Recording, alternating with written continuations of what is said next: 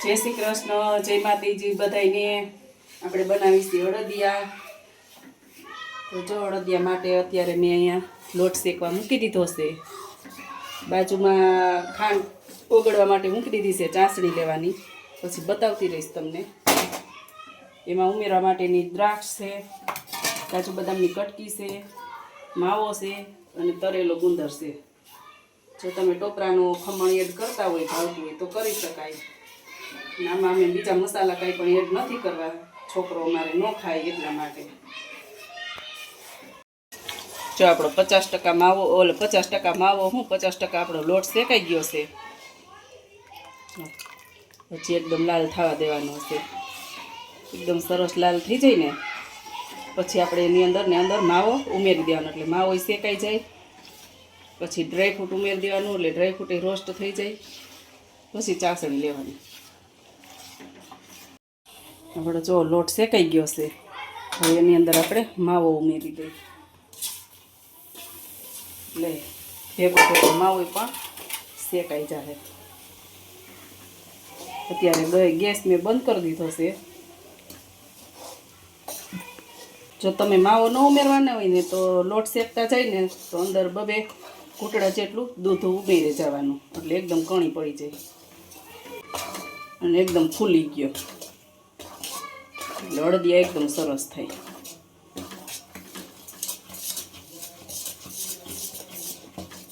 આપણે આની અંદર જો કાજુ બદામની કટકી પણ ઉમેરી દઈએ, એટલે એ પણ થોડી શેકાઈ જાય અંદર।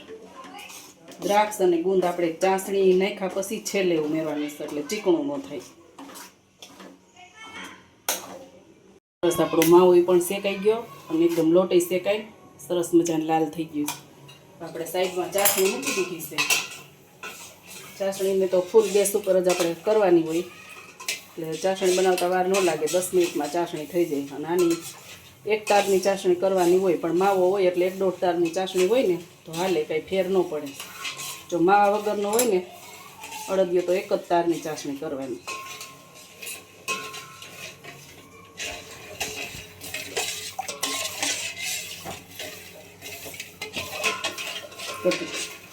આપણી ચાસણી થઈ ગઈ છે, 1 તારની થઈ ગઈ છે અને 2 મિનિટ જેવું રહેવા દીધી છે, એટલે 1.5 તારની થઈ જાય। આપણે માવો નહીં ખોસે ને એટલે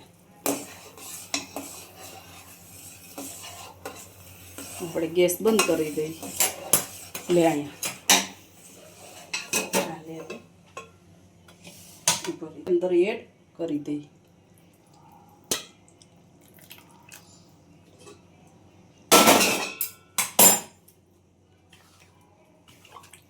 હવે અંદર કરી દઈએ મિક્સ।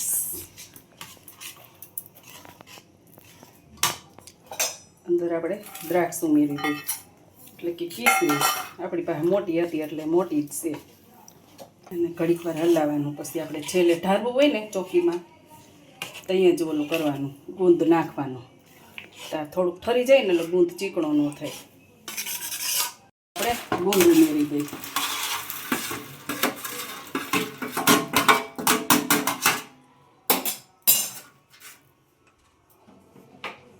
ચોકી છે ને તેજ ગરમ કરો, ઘીવાળી તો હતી જ, થોડીક વધારે થઈ જાય ને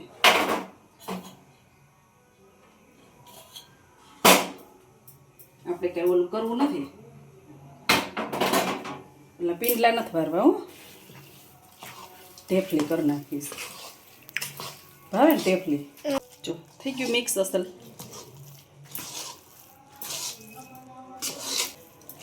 ગુંદ છે ને અત્યારે હાડકા માટે સારો,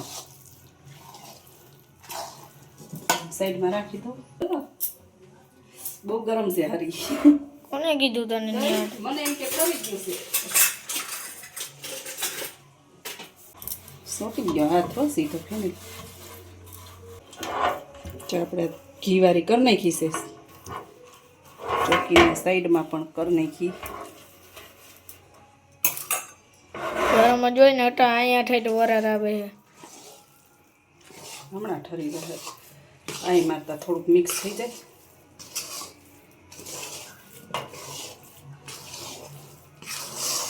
જો હવે છે ને ગુંદ ચીકણો ન થાય, દાંતમાં કેમ સોટે ખબર છે?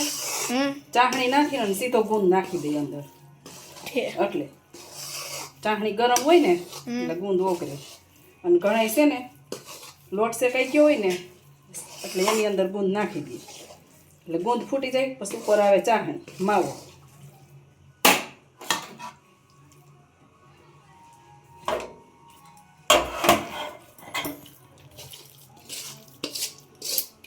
બરાબર અહીં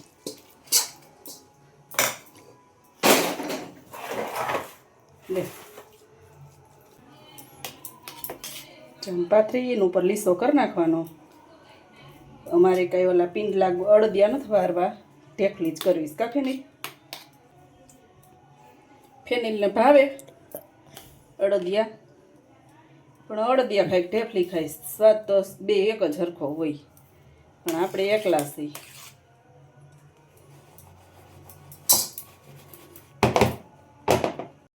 ફાઇનલી જો આપણે અડદિયા આપણે ચોકીમાંથી કાઢી લીધા છે ને ડબરામાં ભરી લીધા છે.